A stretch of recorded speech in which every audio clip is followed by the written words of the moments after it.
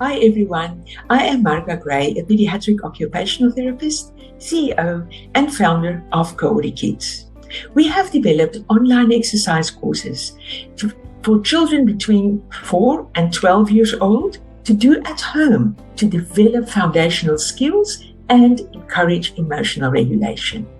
Parenting Special Needs magazine asked me to talk about the summer break and how to avoid the summer slide. So the summer slide is when it seems as if children go backwards during the summer break and goals met previously become issues again. So how can we avoid this summer slide? First of all, you have to consider a few things. Number one, you have to understand the goals that your therapist is working on at the moment and the recommendations that they have for the summer break. Then secondly, keep in mind that children feel safe and cared for within the structure of a good routine. And then thirdly, all children enjoy learning and developing new skills. To create joy in doing this, the child must be calm and feel safe. And tasks should be presented at just the correct level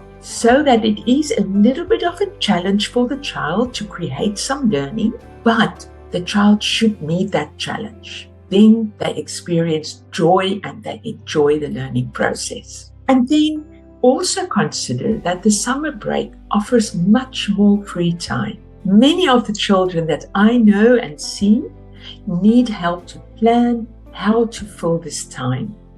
Otherwise, they revert to screens or repetitive behaviors and they become dysregulated. So how do we incorporate all of this during your summer break? You have to create a safe place for the child towards calmness by using a sensory lifestyle or sensory diet with targeted, specific activities individualized for your child that you present throughout the waking hours of the day.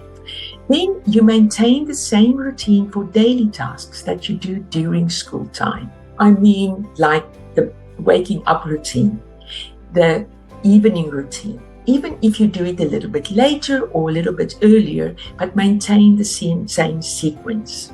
Then use a chart to indicate all the child's activities by using visual images.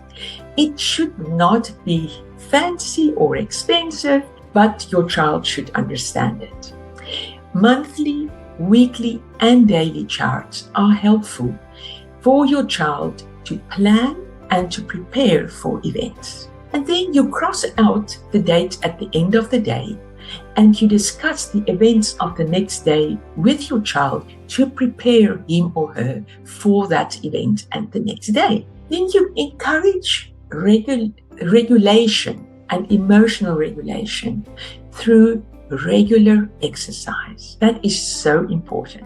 Regulating activities are walking, running, and the CoordiKids home course. Then you also need to schedule time to repeat and practice the recommendations that your therapist gave you for the holidays. And then most of us enjoy the occasional unhealthy food, but please keep your child's diet stable and mostly healthy throughout the break.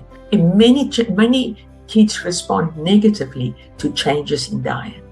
And then last but not the least, listen to your child. Focus on your child. Spend at least 20 minutes individually with each of your children every day. And although we all want and need a break from the regular routines of school term, you must maintain important sections of your child's routine during the holiday period to prevent the summer slide. And also to ensure that your child still experiences the joy of learning and participating in activity.